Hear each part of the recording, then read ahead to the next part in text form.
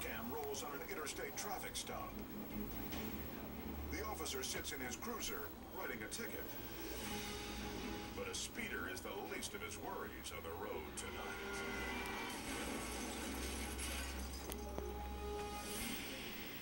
A blitzed motorist is flying down the wrong side of the highway and plows head-on into an unsuspecting driver. The inebriate's door blasts open on impact, and he's violently thrown to the asphalt. Oh! The patrolman calls for assistance, and Officer Greg Brody is the first to respond. It was almost like a bomb.